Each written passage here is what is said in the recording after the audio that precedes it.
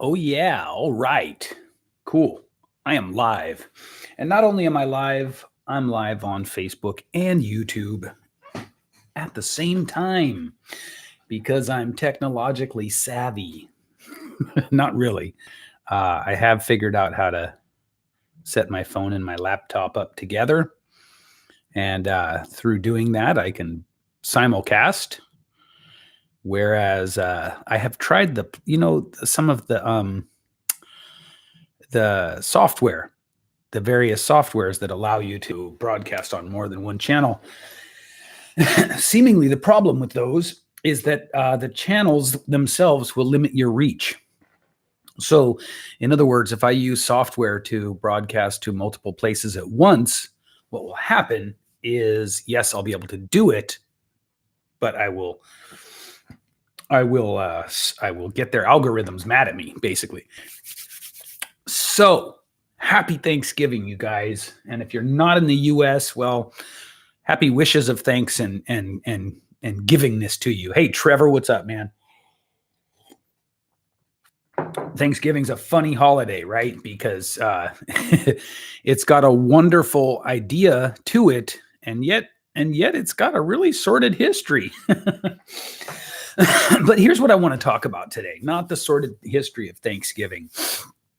I want to really see if I can articulate for you what I'm going to call the problem with the gurus. Okay. This is a second pass, by the way, at something that I have already once. Happy Thanksgiving, Kathy. Wally, welcome aboard. I've taken a pass at nailing this verbally. And I'm going to take another pass at it because I think it's just that important. You know, I'm a huge fan of reason and critical thinking. I'm a huge fan of applying these things and living a life that is a reflection of having applied these things, these ideas, right? So I watch with one eye. Happy Thanksgiving, Tom. I watch, hey, Cliff, I watch these sort of thought leaders, rise to prominence. And in the case of Tony Robbins, obviously, he rose to prominence long before the internet, long before YouTube, long before Facebook, long before all those things. But the things that he does, it's mixed, by the way. Let me just say that going into it. Happy Thanksgiving, John. I am not going to bash him here. I'm going to use him as the most obvious and versatile example because he does good in people's lives. He does. He's done good in my life, and therefore I can say with a certainty that he does good in people's lives. However, there are a couple of things here.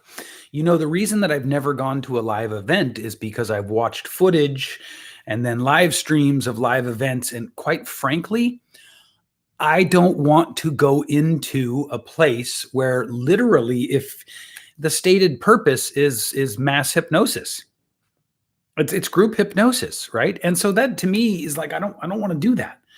Now, I know a lot of people go there, and I will tell you, I suppose I shouldn't pull my punches here if I'm going to have a headline like the one I put out there.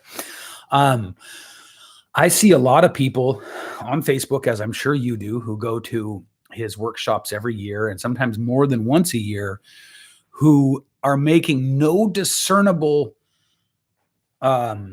progress, right? And certainly not, rapid, massive progress like the promise. Okay. So what I'm saying here is a lot of people spend a lot of money going to these things and they don't come back with any significant improvement. They don't create any significant improvements in their lives after having done it. Now, Tony Robbins famously said, and this may be urban legend, it's such a famous thing, but he was allegedly quoted as saying that roughly 3% of people who buy his products and services will follow through and get results. How does that sit with you? And it's not just him. right? This is sort of an industry standard. But again, he's the most handy example. How does that sit with you? Is that okay with you? I mean, if you're a service provider, a coach of some sort, if you have something that you sell for money that is meant to help people grow, change their lives, whatever, bring some important desired result, are you okay with 3% of the people that you reach who buy from you getting results? I will tell you right now, in my program that I run, my core signature program, the results, the positive results are closer to about 38%. So we've got about 30, 35, maybe as high as 38% of the people in my program who are getting results. Now, part of this is because I'm much smaller. Okay. But here's another part of it. And this is the piece. This is the big reveal. Ladies and gentlemen, the great revealo, the only magician who gives away his tricks. This is the big reveal, you guys. There is subtle manipulation at play with these type of teachers. Here we go. Ready? Hold on. Seatbelts on. You ready for this? Here's how it works. We've all heard the power of stories. We're all very clear on this idea that stories are so powerful, right? But I'm guessing that you don't really know how. I'm guessing that for most of you, you've heard the idea, you accept it, but if you really had to explain it, you wouldn't be able to, right? And that very example illustrates the power of stories. Hi, Annie Evans. Now pay attention. So let me reiterate. I'm guessing that you have heard that stories are powerful and they're important and they're hot right now, right? And I'm guessing that you agree. But I'm also guessing, put to it, you would not really be able to explain why or how they function. Right? Okay, so here's the thing. Because enough people have come out and said, stories are the thing, stories are powerful, stories. The story about stories has become part of our entrepreneurial culture. A culture is nothing more than a group of stories that you must agree with, at least publicly, in order to be accepted by a group of people. A culture is nothing more than a group of stories that you must agree with, at least publicly, in order to be in affiliation with or accepted by a group of people. One more time for the cheap seats, because baby, this is important. A culture is nothing more than an agreed upon set of stories, a set of stories that you must agree to, at least publicly, in order to be accepted by a group of people. Now, there's such a thing as guru culture, right? Tony Robbins has a culture. In that culture, there are stories. Those stories must be agreed upon on some level in order for you to be able to go into that culture, aka that group of people, and be accepted. You have to speak the language. Speaking the language comes from a complicit agreement to the stories, right? So Tony knows this. Russell Brunson knows this. Who else do we have? Who's another good one? We'll stick with them for now. But there are many, many gurus who understand this on some level. And here's where it gets slippery. Since the whole culture, aka group of people, all agree to these stories, that gives the person in charge an incredible amount of power and leeway and manipulation. I said it. Power, leeway, and manipulation, boys and girls. So that while you're in the midst of whatever culture it is, and in this example, we could use going to a Tony Robbins event. While you're in the midst of this culture, this group of people who are all agreeing complicitly and subconsciously to a set of stories, narratives, right? The person in charge can use that to their benefit. They can take anything you say and they can hold it up against those stories. Thank you, Juliet. I didn't even see you hop on. I'm so glad you're here. And they can manipulate the outcomes based on that. Okay? So, for instance, you might go to a landmark. Oh, that's a good one. Yeah. The landmark education people, the landmark seminars people in the 70s and 80s, you might have gone to EST, E-S-T, EST. You might have been, God forbid, you might have gotten it mixed up with a cult, right? Happy Thanksgiving, Trevor. The only way that these groups can have power, these leaders can have power, is because everybody within the group agrees on the stories. And if everybody in the group agrees on the stories, they all look to the stories as the absolute authority for everything and answer for everything in their lives. Oh, did you hear that? Because everyone in the group agrees on the stories, and they agree at a deep level, by the way, a deep, deep level. Okay, here's how it works. Our very survival is at stake. Let me tell you what I mean. For human beings to feel the experience of being exiled from a group is similar to death.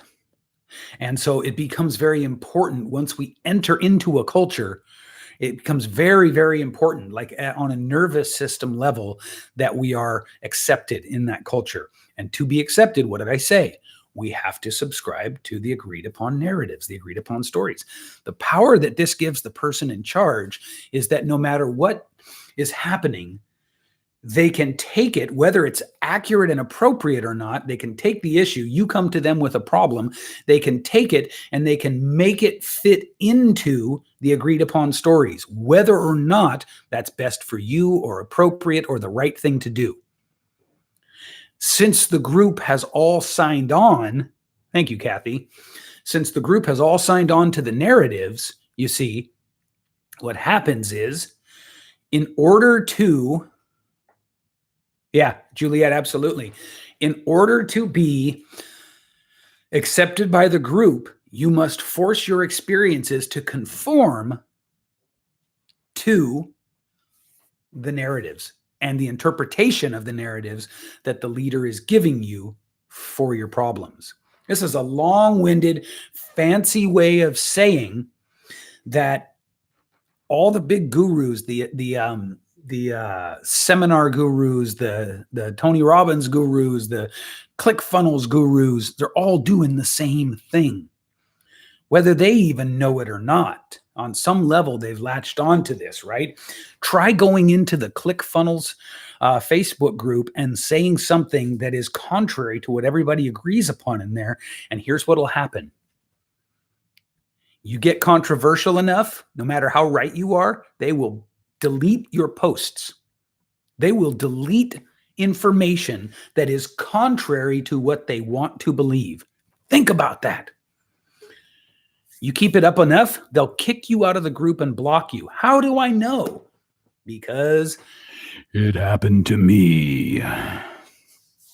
Well, strictly speaking, it happened to the guy that was running my ad campaign for the event that I was doing in 2017. Literally, first got our comments blocked and then got kicked out of the group and banned. Think about that. Hi, Amy. Hi, John. Hi, Jacob. Jacob, this idea runs rampant in recovery groups. Absolutely rampant. This idea runs rampant in narcissist support groups on Facebook as well, and many other places. This is the thing, though, guys. See, boom, Juliet, right. Here's the thing. Any group, any culture is literally only a collection of narratives that is agreed upon. Do you get that? So a culture is defined by the stories that define the culture. Thomas says, I stir the pot off in doing exactly that, sharing truth that isn't the group norm. And that, Tom, is why you and I are other mother brothers. So let me say it again. Any culture, and a culture is just a group of people, remember, it's just a group of people who all agree to a set of stories in order to find fraternity with each other. Okay? A culture is nothing more than a group of people who subscribe to and agree upon a group of narratives in exchange for that feeling of community, that feeling of tribe, that feeling of belonging that we must have. It's hardwired into us. It's very difficult to not have a tribe, right? Some of you have known that feeling of exile before, right? Am I right? Of course you have. Juliet has never been a group kind of person, total outsider, but not a bad group leader, though. Isn't that funny, Juliet, how that works? Isn't that funny? So this is the problem with your gurus. And this is why Tony Robbins only has a 3% success rate and follow-through rate. However, that is judged with people who buy his programs. Now, when he gets up to the high level, right, where he charges people $1 million a year plus 20% of revenues, he gets results for those people. I don't know that that's really relevant to this, because the point, you'll remember in the beginning that I said it's not that he doesn't help people. It's that there is a culture, an indoctrination around him and what he does. Same with Russell Brunson and ClickFunnels. Same with Landmark Education, right? There's good in those, but there's the stifling nature of a highly stylized and formalized culture. Get it? And so here is how that affects you. Let's say you have an experience, a problem, something you need an answer to, a question, and the truth of that question does not conform to the stories that define the boundaries of the culture. You run the risk at the least. Hey, Amir. Hey, Ricardo. You run the risk of having your genuine issue, concern, problem, or question marginalized, right? Because what will happen is, because of groupthink and because of, hey, Patrice, or what can happen, I should say, is that your concern, your issue, whatever it is that you have, will be forced to fit and conform into answers that fit within the stories of the culture. Get it? So you can be missed completely in getting what you need in this kind of an environment. So then what do we do? I think that's a really important question, right? What do we do if that's the case? We must apply critical thinking. We must become articulate. Why would I say articulate? Because a problem that you can't articulate on a level that other people understand is a problem that will not get solved, right? We've got to be able to put words to it. There's a magic, there's an alchemy that happens when we can put words to the problem. When I can explain it to you in a way that makes you go, oh, like hopefully I'm doing here today, right now on this. Hopefully some of you are going, oh, okay, I see, right? Until you can articulate it, then you can't ever grasp it, and you can feel it and it can have effect on you, but you can't share it. And in sharing it, get solutions. And it becomes very difficult to do it within a culture that is become rigid and formalized. This would be the Landmark seminar culture. This would be the Tony Robbins culture, the Russell Brunson culture. I keep bringing those up, but there are many, many more, right? This would be the recovery communities, many of them. This would be, who else? I don't know off the top of my head, but I'm hoping you get the idea. I'm hoping you understand the crux of what I'm saying. Yeah, another good one is the money is bad culture. It's not an organized culture, right?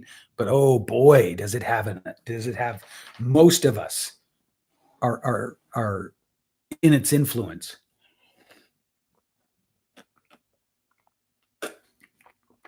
The money is bad culture. Let's explore that one a little bit. So if you put a post out on Facebook asking what people feel about money or something like that, you're going to get an overwhelming number of responses and an overwhelming feedback that's going to have some version of the money isn't important story. So it sounds like this. You don't need money to be happy. Beyond a certain amount of money, any more money you make is not necessary. I don't want to spend my whole life in pursuit of money and then get to my deathbed and find that I made a mistake. What else, guys? You know what I'm talking about, right?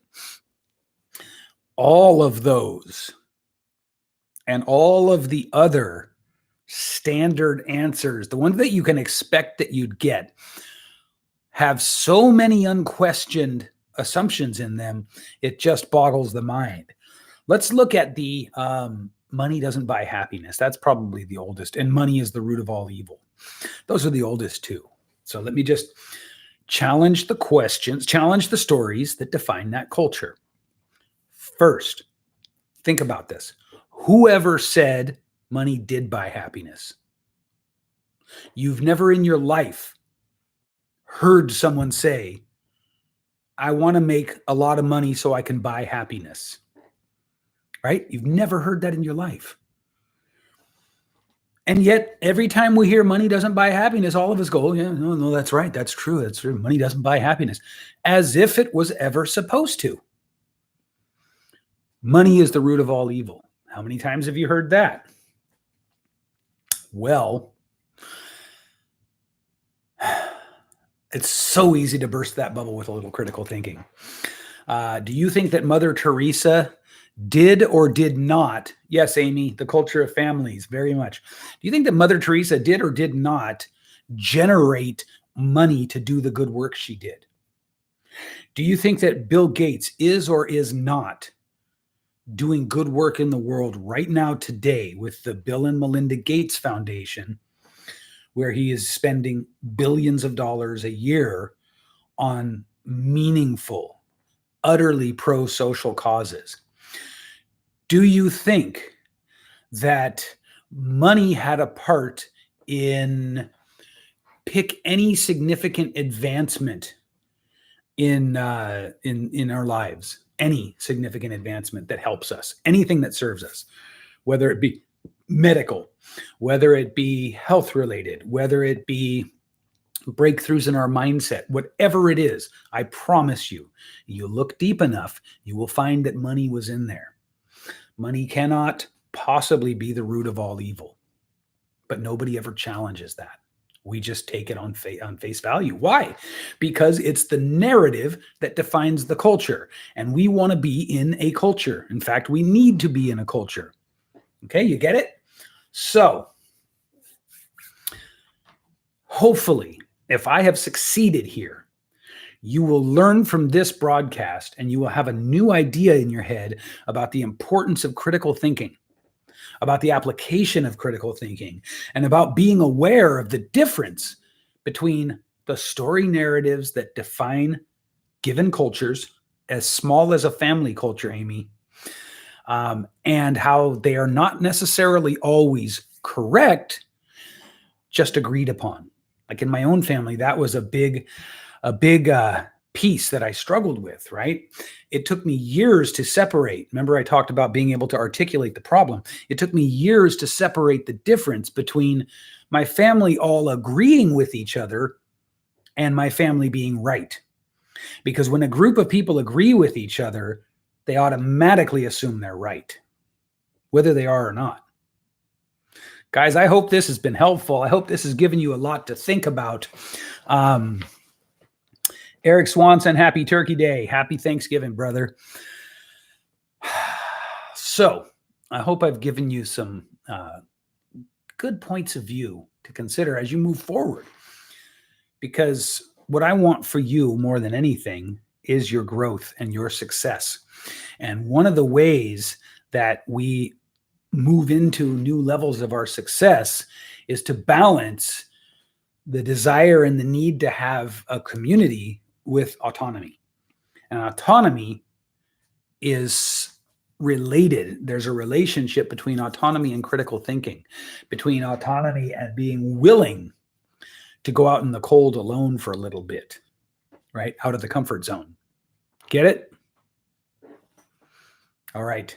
Carry on, wayward sons and daughters. I salute you. Happy Thanksgiving to my American peeps and to the rest of you, and Canadian, I guess. And to the rest of you, if you don't celebrate Thanksgiving, well, then I suggest you take a day to reflect on all the good that is in your lives. Okay. See you tomorrow.